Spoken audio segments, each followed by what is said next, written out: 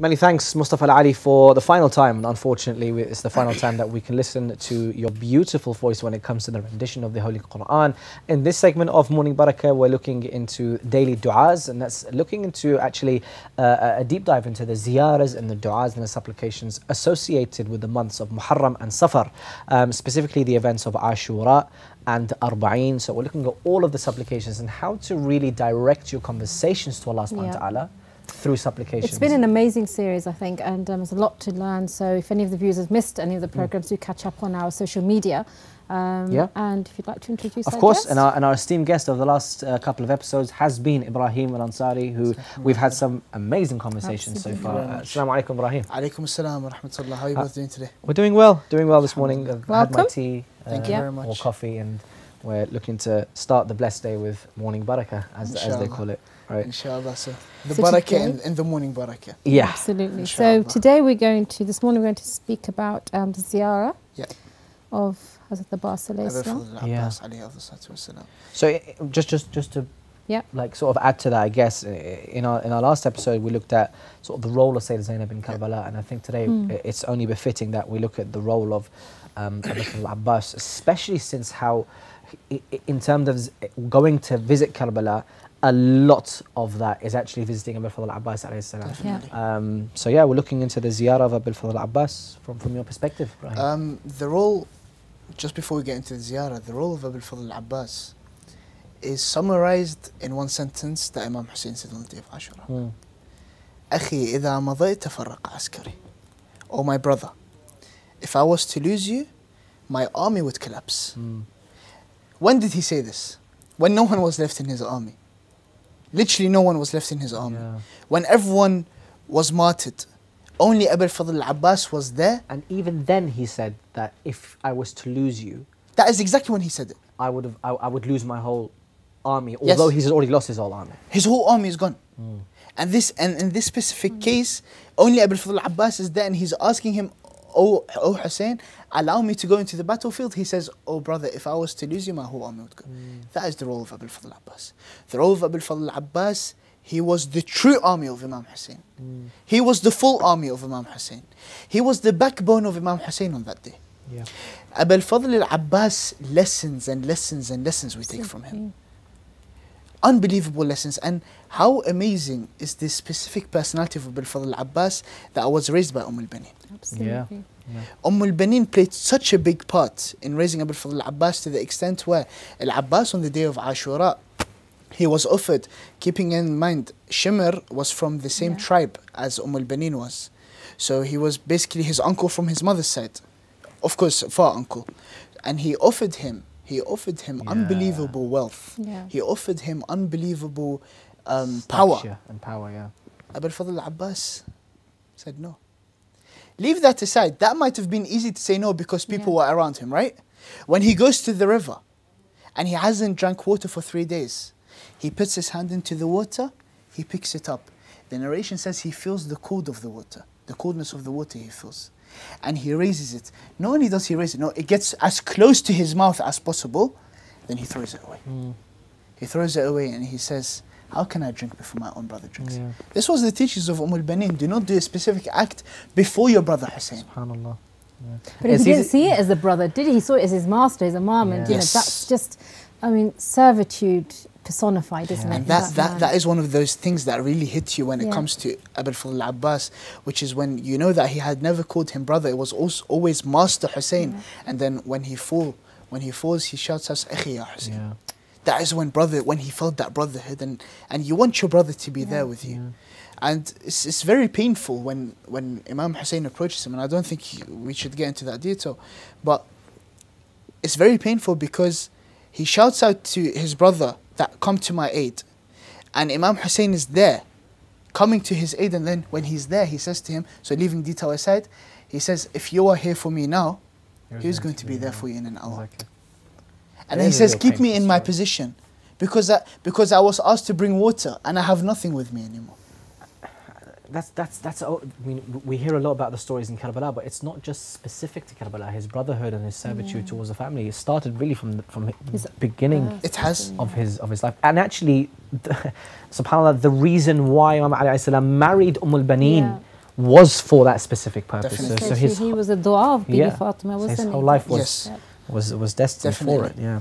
But it makes you wonder that so Imam Hussein had this magnificent brother, companion, commander of his army, and you think that the Imam of our time, that when his time comes, that he will be that blessed to be able to serve him, and it's not something that you cannot relate to and think that those are historical, but we need to learn. Definitely. And examples for our children, for ourselves, that if the time comes, that what we have to live up to, that we... Thing is, mentioning that very beautifully, it's very beautiful that you mentioned that, because Abul Fadl al-Abbas, a lot of people, when they look at him, they tend to go towards his bravery.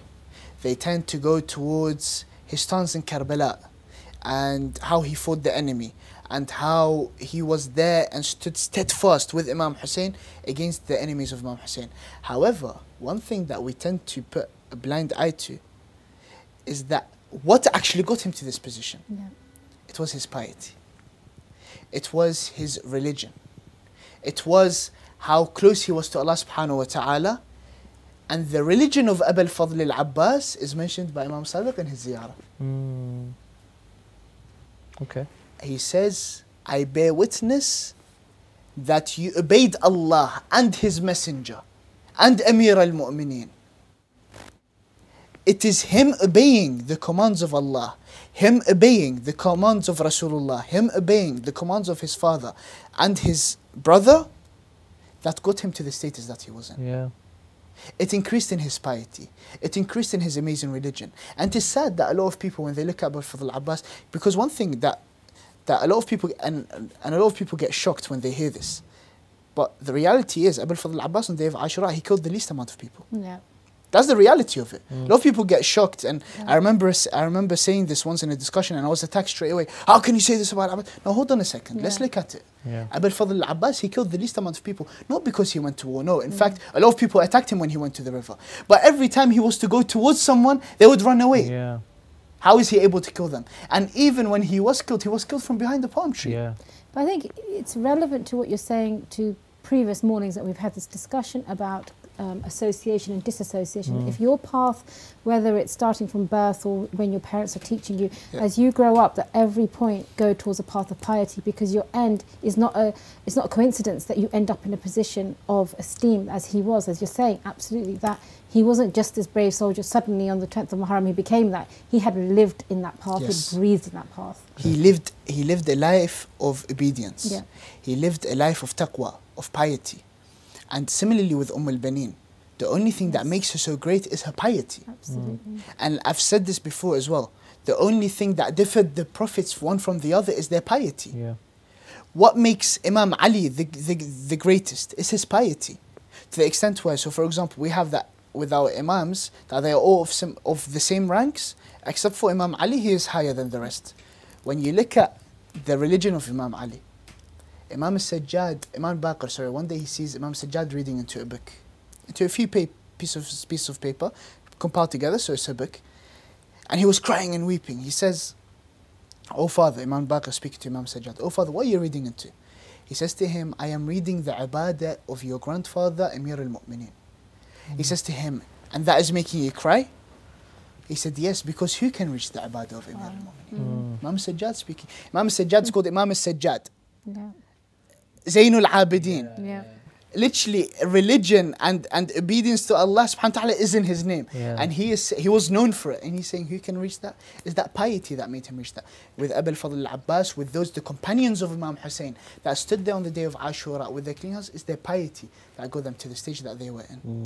Obedience to Allah subhanahu wa ta'ala, which is why Imam al-Sadiq very specifically mentions al-muti'u lillahi wa li rasulah. Wali Amir al-Mu'mineen. And inshallah we'll get into that when we recite the dua, the ziyarah, sorry, inshallah. So I mean, look, aside from what we know of Abul Fadl al-Abbas as this strong warrior who's protecting, and and even his name can mean frowning in the Arabic language. So, and he frowns towards the enemy, so that they're always constantly afraid. And it's always this thing where young children see Abul Fadl al-Abbas as this fearful figure who's always protecting and very, very angry, because he's always like protecting his brother and sister. But actually, in another sense, there's a lot more to Abul Fadl al-Abbas, and that's his piety, as you mentioned, and that's his religion, and that's how soft he was towards his brothers and sisters, and it's personified in the Zeyarat, as you mentioned. Yeah. So his vision, I mean, his spirituality was just amazing, wasn't it? It was. His vision that he could pierce his enemies and just through his eyes, you know, make contact, and you know, and if you meet even some of these alims that are very, very, you know, very learned in the holy cities and in the seminaries, looking at them, it scares you. So let alone these figures, you think, wow, you know. No, definitely. And look, and by the way, this is like this is narrated by Imam Sadiq, right? Yes. And for Imam Sadiq because we mentioned Imam Sadiq as testifying to the Imam, let's just say, of Imam Hussein alayhi salam, or to the statue of Imam Hussein, but this is Imam Sadiq testifying to the religiosity of a non-fallible. And that is what makes it beautiful. Non-infallible, sorry. Yeah, But the thing is, there's a specific extract that Imam Sadiq actually mentions that I don't have with me today in the Ziyarah as well. So if the viewers want to refer back to the Ziyarah, he says, أشهد لك, I bear witness that you بالغت في النصيحة. He gave advice. Remember we talked about in Zeyarat Arba'in how Imam Hussein gave advice. In Zeyarat al-Nahiya we said he gave advice, and then when they went away from his advice, that is when the war actually... Abu al-Fadl al-Abbas did the exact same thing. He talks about how he always gave advice and how he always did the similar acts to the infallible.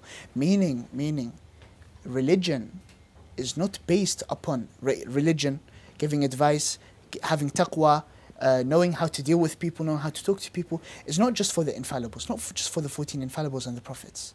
No, these are lessons that we should take. Absolutely. And we've mentioned before Ali al-Akbar being the most similar to Rasulullah. Similarly with Abu al-Fadl al-Abbas, to the extent where, like you beautifully mentioned, the Imam is testifying that you gave advice. The Imam is testifying that you obeyed Allah and His Prophet. How big is that? There's many more. I testify and call Allah to witness that you abided by the same course that was taken of the warriors of the Battle of Badr, for example, and you know, defended His intimate ones. May Allah reward you the maximum, the most abundant. Where else? I testify that you acted extremely sincerely. Yes. There's so much and attributes. Just keeps going. Yeah, there's so much attributes to Abu al-Abbas. Sorry. Yes, I mean, I'm saying there's so many attributes that Imam Sadiq mentions. So it's not a coincidence that he has a shrine of that statue. Definitely. And it's not a coincidence that we give so much importance to Abu al-Abbas. If the Imam himself, Imam Sadiq himself, is giving that, so why are we going to, you know, this? And just a thought came to my head actually in terms of the protective nature of Abu al-Abbas. It's amazing to see when we go to Ziyarah, we're always recommended to actually recite the Ziyarah of Abu al-Abbas first as a permission to recite the Ziyarah for Imam Hussein.